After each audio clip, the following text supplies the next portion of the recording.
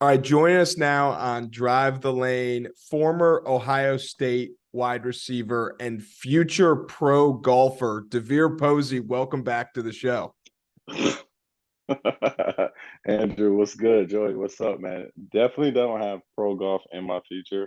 If you ask my foursome, they would be like, "Yo, we carried this dude." But it was fun, man. I had some good golf this week. Did the Jason Day Brighter Day event the other day at Double Eagle. Awesome, man. How you guys been?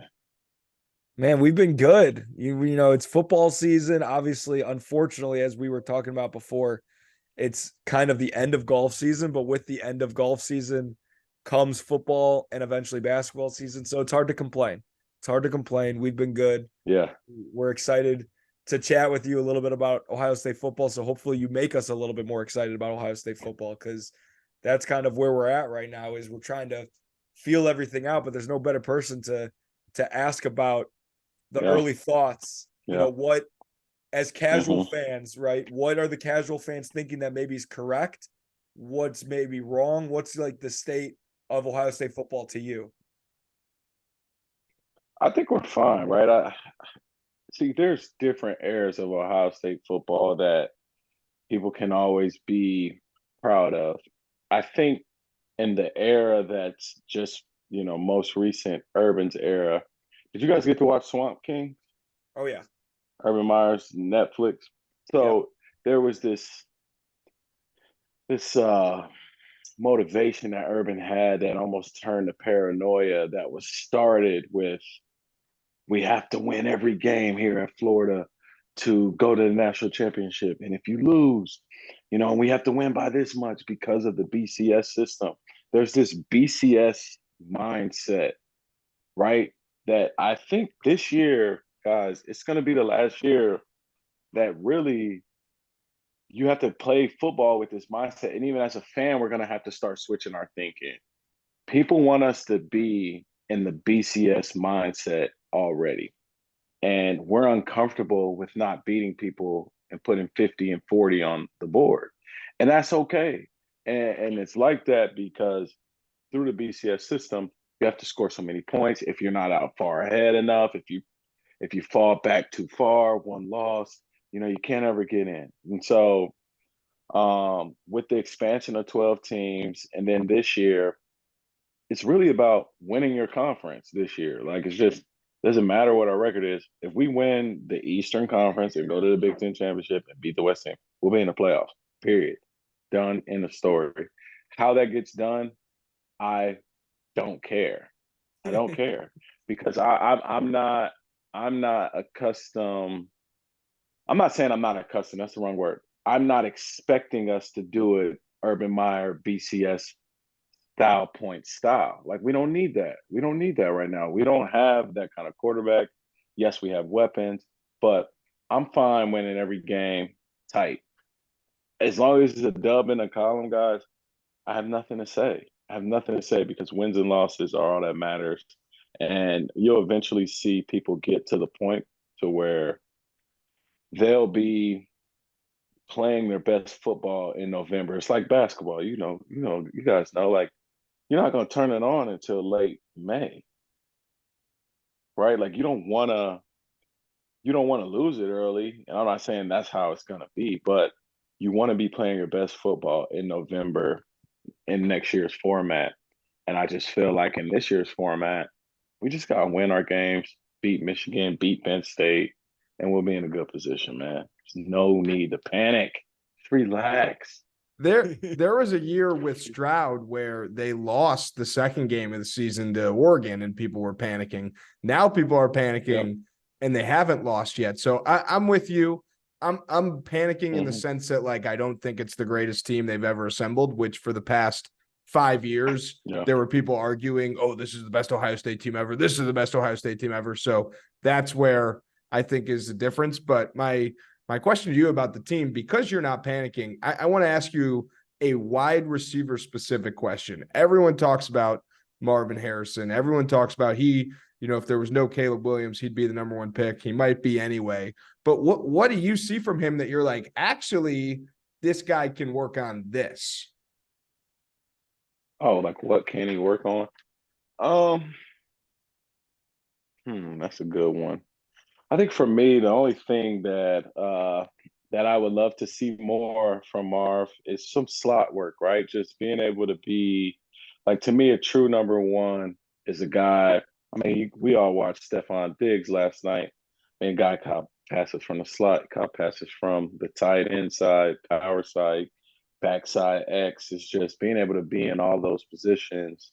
I think for Marv this year, being able to move around and win is what's really going to help him become, that number one overall pick. If he can show he can just dominate from every receiver position and run every single route. So, I mean, it's not much to, you don't want to say he's perfect. I'm pretty sure there's things he can improve on. I think back to the first play, stepping out of bounds, things like that, things to stay sharp on. But I want to see him play in all three spots at the receiver position on the field for sure. So while we're nitpicking, let's go to the easiest guy on the field to nitpick, the quarterback. Yeah. Obviously it's been weird because I mean, obviously with like JT and Cardale, it was weird not having a quarterback, but like we had just won a national championship, so no one really cared. Like now we care because Yeah. it's not two all-time greats, right? We don't, well, not yet, right? Yeah. Yeah. As we're recording this, Ryan Day just said that it's Kyle McCord's team. He's the quarterback. Doesn't mean Devin Brown might play in spots, whatever, but it's Kyle McCord's team. He's the starter. What does that do for not just the team, but Kyle McCord specifically, knowing, hey, I've done enough, I've earned this, it's my team, especially when you're going into 2 weeks from now playing against a really good Notre Dame team. What is like, how much does this help? What does this mean? I mean, I as a player myself in a different sport, if a point guard gets the keys to the car in basketball, right? Like that's a big deal. He clearly got the keys to the Yeah. car today. What do you think, is most impactful Yeah. from that? I think pats on the back and positive and reinforcement with Kyle, it will be a good thing.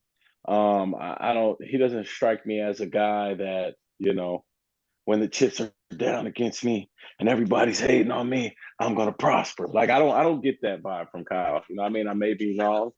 He seems like a nice kid. So I think he'll do well with everybody rooting for him to do great.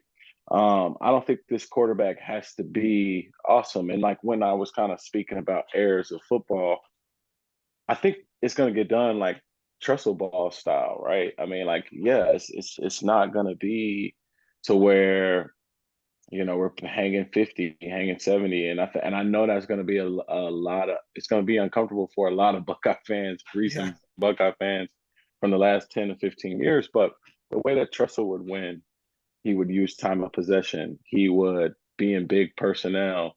He would take shots outside sometimes, but mainly control the clock by running the football. Now, the offensive line has to improve, and I think that's a major area of concern for a lot of people. I think no, I don't really feel like the offensive line is at a place where we have first and second round draft picks on the line. There might be one, there might be two guys. It's Ohio State. I get it. People are talented, I understand. But just like as a unit, they just need more time.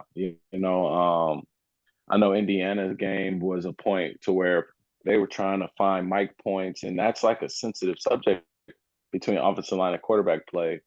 Indiana knew that by putting us in that position, they could really kind of expose that. So they have to fix that stuff. Those are things they have to fix. I'm worried about that. Um, I think Kyle will help play trestle ball.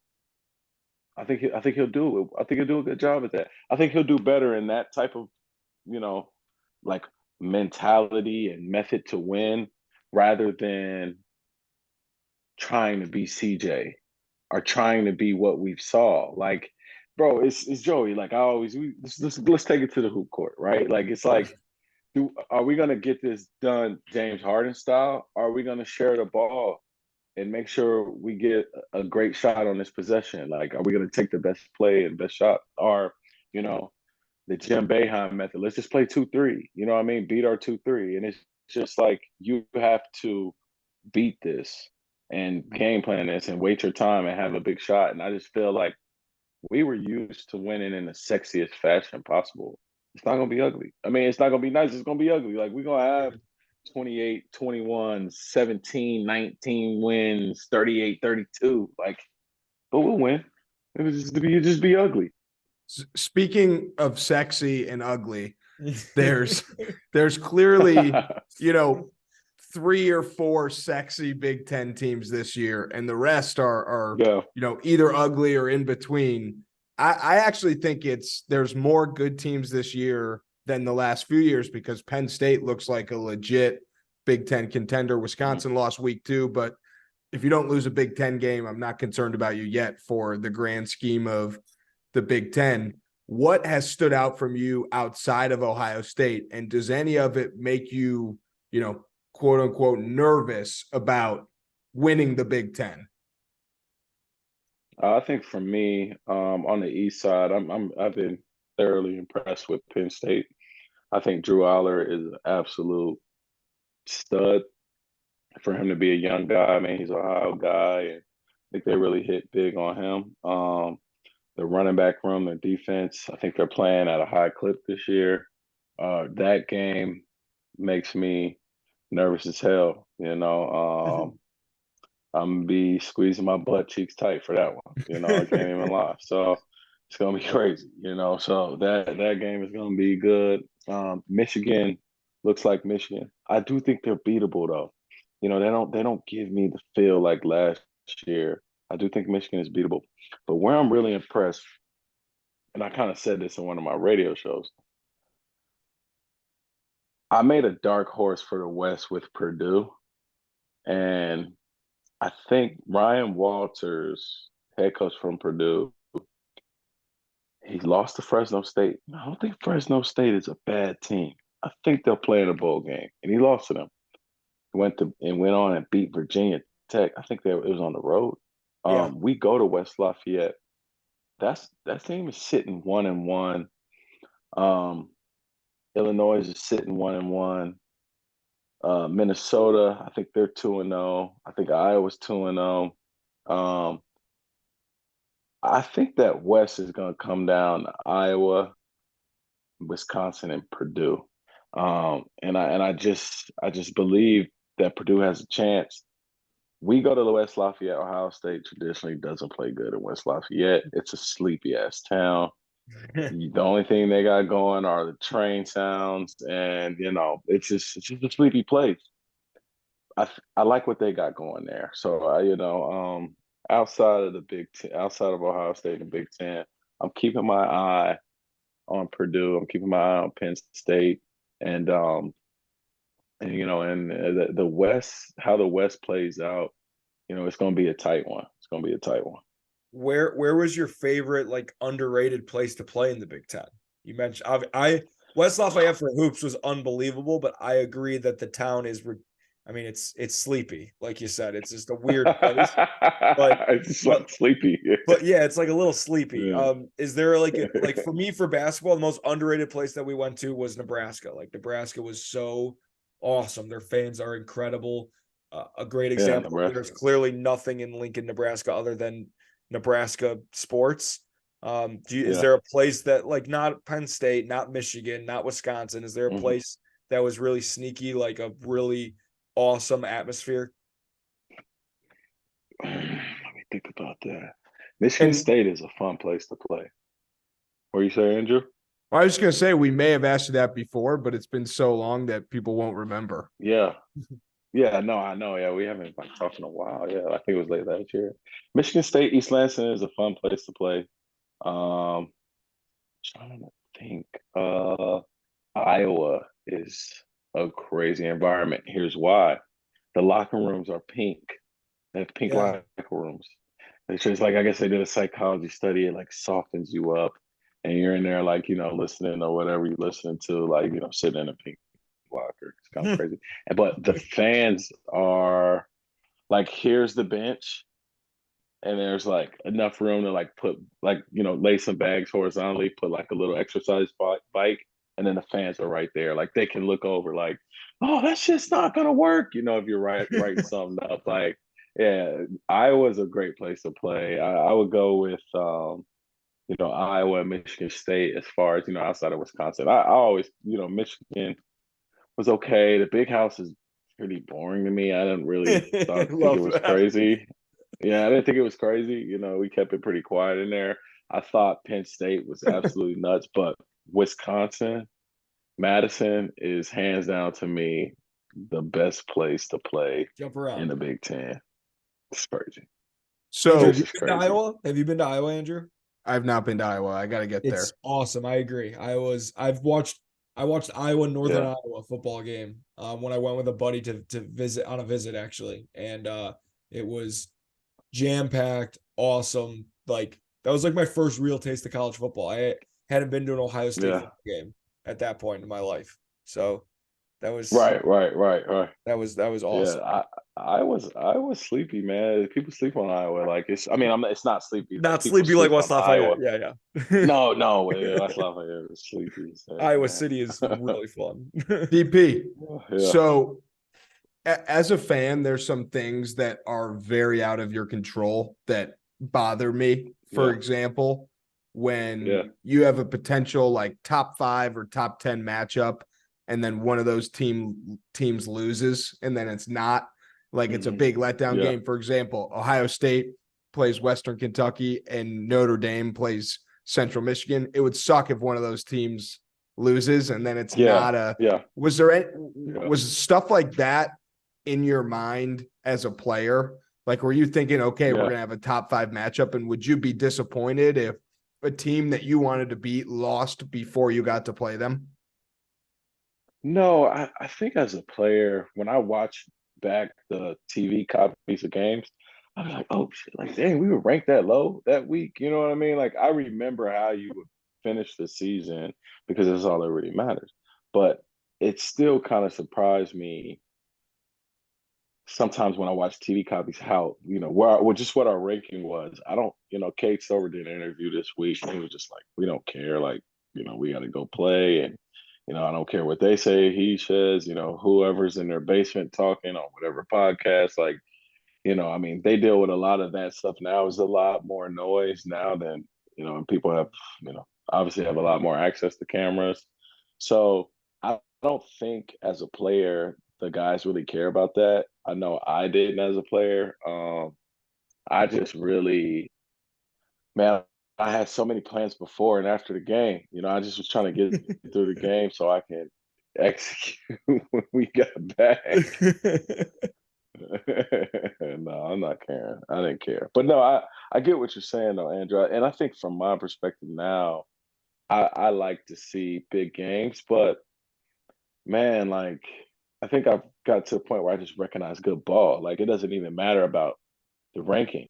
Like it's and it doesn't matter. Like that's why I'm excited about this 12 team playoff because it's like that shit is out the window. You know what I mean? It's not even something to where it really matters because 12 get in. So it's like, yeah, as long as you're in the top 12, you're in the dance, baby. And that's what matters. So I think those top 10 rankings, preseason rankings, All American Heisman list, like, man, that stuff is man, whoever is like spending their time doing that, it's like, man, like, what did you base this off of?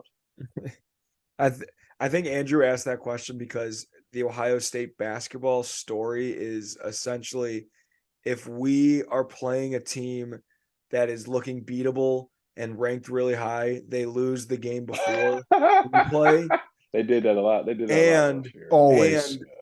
or we play a team really Yeah. close, almost beat them, and the next game they'll lose, or it goes down the it literally is just it never aligns perfectly, but that's neither here nor there. You mentioned Yeah. Heisman, I guess. Yeah. I'm Yeah. curious. Oh, We yeah. talked about it earlier on this episode as you're Yeah. listening to this, everybody listening. We have our thoughts on who, if we had to put money down right now, who maybe has good value, who could rise up, who we actually think is going to win. besides maybe like Caleb Williams and like Marvin Harrison, right? Who do you think has a good chance of winning the Heisman? Oh yeah, Travis Hunter or Shadur Sanders, they'll Hell definitely yeah. be in the conversation, man. I mean, those dudes are absolute ballers. On my show, I said, if they can make it to the USC game, I think it's a 3-0 or 4. It would be 4-0. They beat Oregon. Those guys will be on there. I mean, it's just the facts. I mean, those guys are playing good ball. Caleb has an opportunity to repeat. I think, man. I'm not really a Drake main guy, but a guy that I think will sneak in there, Quinn Ewers, after this past weekend. Yeah. He could really sneak in there. And it's just like the portal paradox, right? Like in Ohio State is in it. Like we had a quarterback battle because Quinn Ewers went into the portal. He wasn't patient enough to play, right? Like this would be his year. Oh, And he would have 3 shit. years, he would have 3 years to play. And so it's like when you really think about it, that's why we have a quarterback competition. It's not like Ryan Day recruited wrong or like why, it's just he couldn't keep the guy happy. So he did his job. And I think it's like backing, like if I if I was on the whiteboard, in the Woody Hayes, and you're like looking at it, and it's like, man, like we're kind of backed up with the depth chart because this guy left. Now these guys have to play. Then we had to add another guy. We didn't really have the guy we wanted. So speaking on that, neither here nor there. I do think Quinn Ewers can sneak in there outside of, the Marvin Harrisons, Caleb Williams, Shadur, and Travis Hunter. Yeah, those guys. Yeah, Quinn has an opportunity. I'm glad you mentioned all those guys. First thing about Quinn is it's kind of similar to Ohio State basketball because the last like 3 Everything years, is everything is similar to Ohio State but basketball. you asked us, I think you asked us last time, like when is Holtman going to make the Final Four? When is Ohio State going to be like a title contender again? And they've gotten unlucky with their players leaving for the NBA. Like Dwayne Washington left earlier than he could have. EJ Liddell left earlier than he could have. Malachi Branham left earlier than he could have. And Bryce Sensabaugh left. However, there's a lot of young guys on this team now, and Joey and I talk about that. So it's similar. Like, imagine if this Ohio State team had Quinn Ewers. Like, I don't want to do that. No, I'm just saying it's like kind of similar to basketball in the sense that Ryan Day didn't do anything wrong. He's not going to bench CJ Stroud. Holtman didn't do anything wrong. He's not going to tell Malachi Branham, hey, don't go be a top, first round pick. It's just, I guess you put it up to bad luck, but I just wanted to squeeze that point in. The other thing I'm going to say is I've never seen a team like Colorado where every single person just loves them. Like everyone wants them to win. Everyone wants to cheer for them. You think of think of TCU last year, who kind of came out of nowhere and was really good. Like no one was like, I really want TCU to make the playoff. No one gave a shit. It's like this is a polarizing team. Obviously, the easy answer is Dion. But my last question for you is like, why does everyone fall in love with this team? I think for me as a former player, the route that Dion took is just kind of it's crazy. I mean, he's coached his kids from little league all the way up. He's been with his 2 sons, and that story is amazing. 1, 2. I'm sorry, not as a former player, but as a dad, that's amazing. I mean, as a dad who has sons, that's amazing. As a former player, the route that he took, not saying, hey, I'll take the GA job, and I'll do it the traditional way that it has done in the past. It's like, okay, cool. I'll go to a level where I know they'll appreciate me, and then I'll win here. And then you'll see the effect that I have on the university, the players, and, just what the results will be. He's taken that business model and he's brought it to Colorado. And then just 3, right? The aesthetics, just how that shit looks. It's just like Deion Sanders is one of the coolest people in the world of sports. Like when you talk about me growing up in the late 90s, early 2000s, Allen Iverson is the coolest basketball player ever to play. He was just like what he meant to the culture. And the thing I guess that kind of stopped down on Iverson was like, oh man, like what kind of guy is he? You know what I mean? People never really knew, but it was questioned. Dion was the coolest football player to ever live. You know what I'm saying? And he was a Super Bowl champ. He was a winner, a leader. He did it with flair. You guys know like his combine story and stuff like that, right? Like showing up to the combine in a limo, getting out, running a 4.2 and leaving, just doing stuff like that. Legend. I mean, it's just a legend. I mean, I grew up in Cincy when he played with the Reds. It's just like this dude is so cool. And I think like culture wise, like the way that Fab Five like kind of like hit the culture and everybody kind of like Michigan was wearing a block in for a little bit. Like I kind of flirted with like, yo, I might grab me a little Colorado pullover or something. You know what I mean? Because you know what it means. You know what it means when you see it's like, you with Dion and you with Prime. Like it's not like I like Colorado. It's just like I'm with the wave, and it's not like you want to jump on the wave, but I support it. I really do, and it's must see TV, man. Shador and Travis. I've never seen a guy play that many snaps. I mean, I thought Shador played at a very high clip. The way he was throwing the rock, like I'm impressed. And I called that shit like in the summer. Like I went on a vacation to Hawaii. I watched the Prime doc, right? He has one on Amazon. I watched it for the trip, the flight. And I'm like, damn, like this dude is impressive. Like he's making the kids open the doors for people on campus. He's getting on the school about certain things that not that he needs, but just like that they need, the way they need to carry themselves, like how he speaks to the guys. And it's just like, I mean, he can motivate a group of kids to play well. Like he can, like I watch his bets and I'm like, I watch his speeches and I'm like, shit, yo, I'll bet my savings on this dude right now to cover. Like it's crazy. Like he's like Joey, like he doesn't get you hype. I mean, No, shit, he absolutely does. The like pre-game speeches he gives are unbelievable. They like give you chills, make you run through a brick wall, and then he ends them all by saying, "Give me my darn theme music," and then it's over. And I have a theory. I have a theory after you finish, Joey. Keep going. Give me your theory.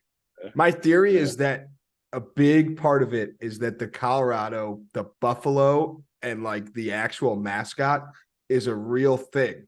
It's similar to Texas with like Ralphie the buffalo. It's similar to Texas with the Longhorn. It's a real animal. Yeah.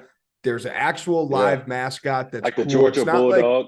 It's not like a made up thing. Like it's not like we love Ohio State. Obviously, we love Brutus, but it's like a real thing. Like no one's like, wow, look how cool that nut is.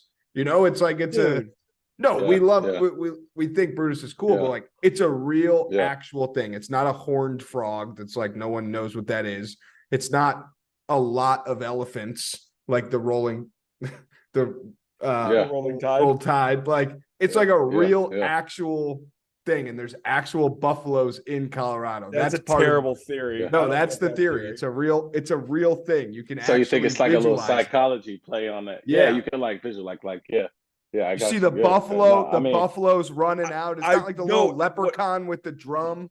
It's like we need that in college football. Like, I get what you're saying. It's like the Georgia Bulldog. Like it's like I get you the Florida Gators. Like you can visually see real it animal. Yeah. What I think is like the Hurricanes, not so much. Oh yeah, right.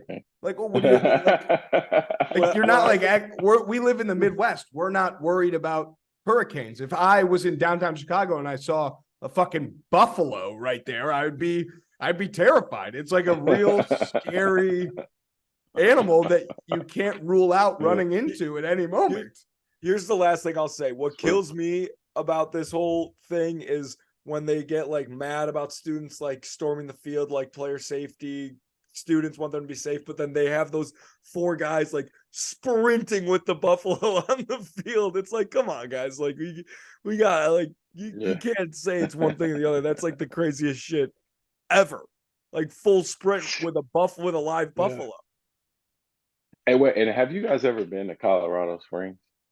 or No. Boulder or anywhere down there in Denver? I was just in Man, Denver and we went up to Frisco and Breckenridge. It's unbelievable. so beautiful, man. It's absolutely just breathtaking, gorgeous, and that place is like it could be 50 degrees and you get sunburn.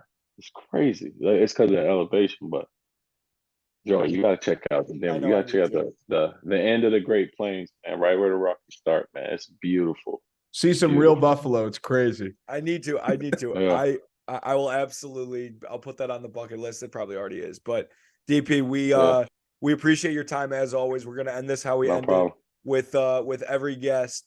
Let you have the floor. Ask us whatever Mhm. questions you want to ask us. We got all the time in the Yeah. world for you. We're excited about it. Ask away. Okay, cool. All right, let me think of this. I've been kind of thinking about this in terms of like Ohio State basketball. Um, on the women's side, do you think that they have an opportunity to really kind of repeat the success they had last year? What are you guys thinking there? I think McGuff is a phenomenal coach. I think that Yeah, really like him. they don't lose a ton. They bring in more good players, which they always do. They really have just about the same team minus one or two girls this year. And like the style of play that they play, which I love. Like they are the like organized chaos out on the back. They're like Havoc, like the old VCU, like Havoc, like run and jump, press, shoot the first open shot. Like I just love it. I think the Mhm. style is different where teams like don't do well playing against them because they never play against that style. Obviously McGuff's a Yeah, great coach and the roster is super solid. I know they're the yeah, favorite, one of the favorites in the Big Ten again this year, them and like Maryland. So per usual. mhm, But yeah, yeah.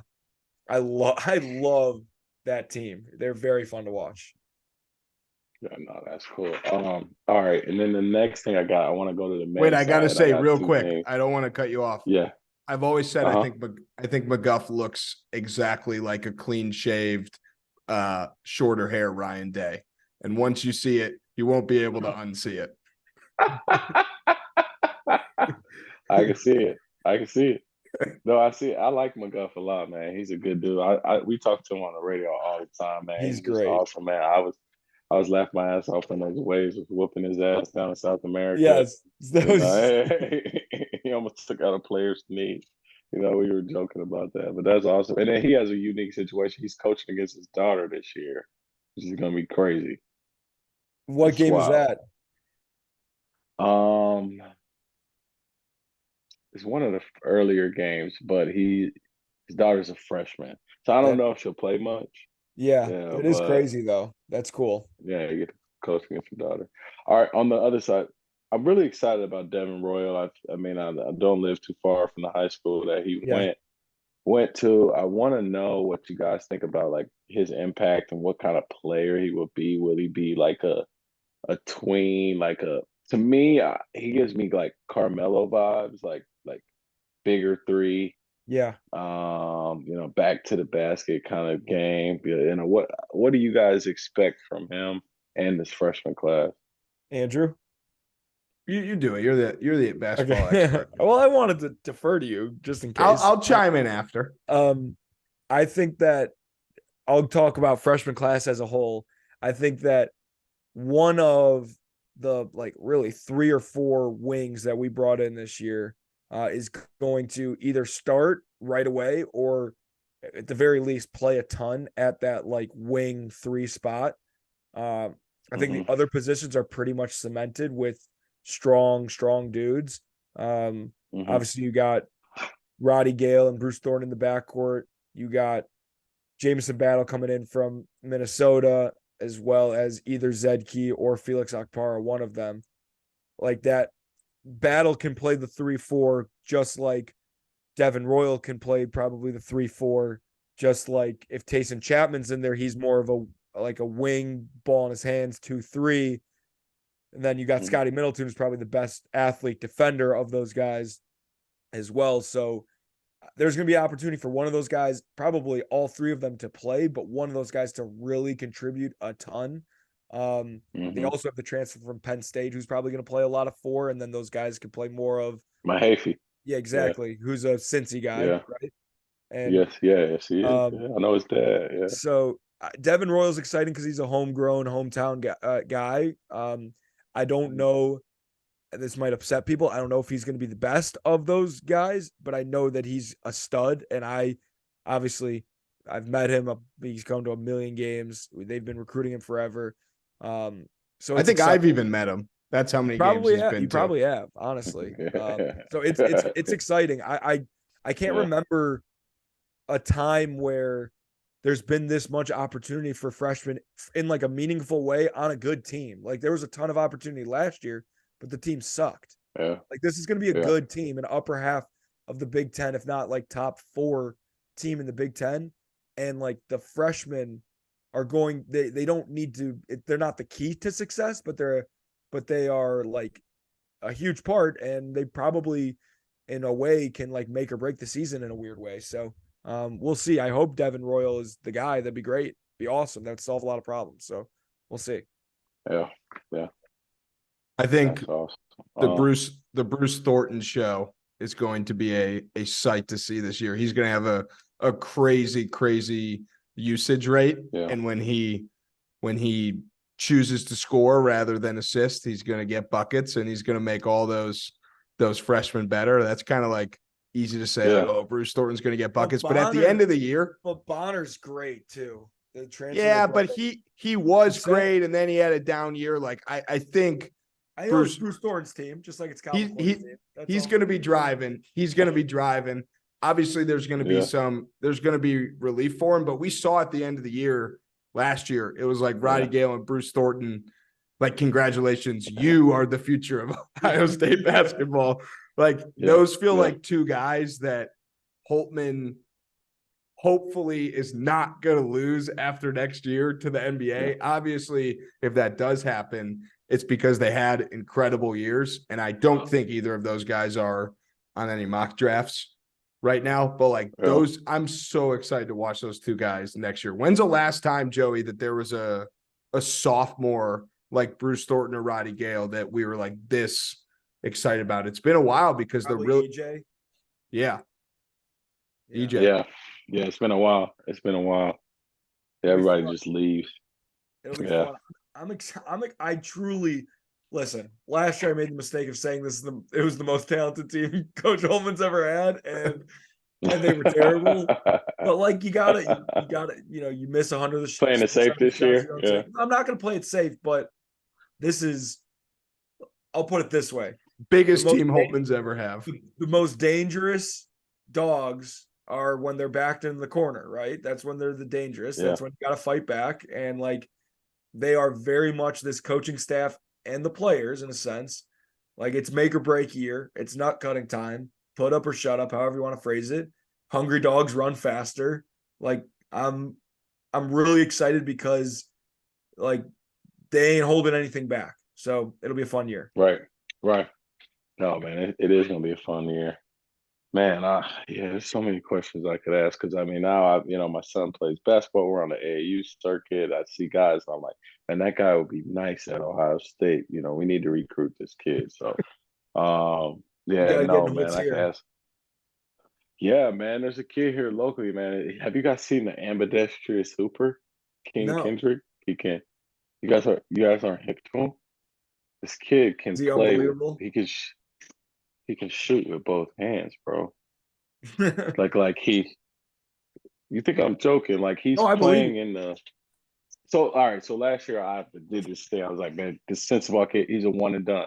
You don't even know that. He's not good. No, he played in the Kingdom League and he scored 54 points or 52 points against adults at age 18. And he did it easy. I watched the video. It was just like, that's 54. That looks like 30. That's crazy. He's a pro. This kid is playing in the same league, sophomore in high school. Talking Joey, he pulls up with his right, but he's pulling threes with his left. He can finish with either. He can float with either. And I just don't want us to make a mistake of like letting a guy leave like that. So, Well, you need to offer this kid. is it the same thing as the Ohio State quarterback situation? If you have two quarterbacks, you don't have one. If you have two dominant hands, you don't have one. Or is it not like that? No, check this kid out. His name is Ken Kingdrick. I'm just kidding. He's from Columbus. He goes to Northland. You get what I'm saying? Like if you're from Columbus and go to Northland and you're decent at basketball, I'm pretty sure we're gonna offer him. It's the Jared Sullinger rule. But that didn't happen. Trey Burke went to Michigan. Trey Burke. See, and we offered Trey Burke though. We offered Trey Burke. We just took Aaron Kraft instead. That's not bad. That's what I'm saying. Like, it's not bad. No, we picked the Kraft man. We picked the Kraft man. But Aaron Kraft clap. But we don't want to miss out on this guy. All right. And I'm asking you guys to check him out. Let me know what you think next time we talk. All right. Yeah. All right, perfect. We will definitely check him out, but we got to link up with you. I'm coming to Columbus twice over the next 2 months. Just booked the second trip. So Joey and I will hit you up. We got to, grab a drink if you do that. Game? If not, just some food. Are you guys coming to a game? So I'm coming Michigan State for sure. Michigan State weekend, but then I'm coming Purdue weekend at Purdue. Okay. Oh wow. Wait. Okay, and then you're gonna come to Columbus after? No, I'm going to Columbus the weekend of the Purdue game. It's a road game. We're going to the Browns game. He's stopping in Columbus. Yeah. I got you. Okay, so Michigan State, we gotta get together. You guys I'll be on campus and stuff. Yeah, I'll be hanging out for that game. We'll go. Maybe the BTN tailgate will be there. We'll go heckle Tyvis. Oh yeah, we will. We'll go get him. Yeah, we'll go get him. Yeah, I'm with you guys on that. Love it. All right, man. We appreciate you as always. This is a blast as always, and we're excited to have you back on soon. But more importantly, excited to see you in person soon, and we need to play some golf soon, very soon. Joe, we run out of time, man. We're looking at. I think they shut down in November, so. All right, we'll make it happen. We'll make it happen. We got to have you on for basketball season. We got to have you on during basketball season. Yeah. That's my goal, man. I just want to be a trusted hoop voice, because I love basketball, man. I respect the game. I'm all about it, guys. And I know, Joey, I just saw you do that little thing. Like, it's uncomfortable for you to feel a football player respect the hoop like that. Just cracking my neck. I respect it. Yeah, but you cracked it at the wrong time, man. I'm just saying, man. Look, let me know, guys. I would love to talk some hoops, man. I'll talk route running, and you'll realize, okay, you're better at both than I am. Well, I mean, I can teach you, bro. I want to learn from you too. So perfect. As long as we're students, yeah. I'm in for that. I need that film session after the Michigan State game. Let's do it, guys. I appreciate you, man. Thanks for having me, like always, man. And it's always a good time. Let's stay in contact. Looking forward to Michigan State. Sounds like. Yes, sir. Awesome, man. Thank you. Okay, guys. All right.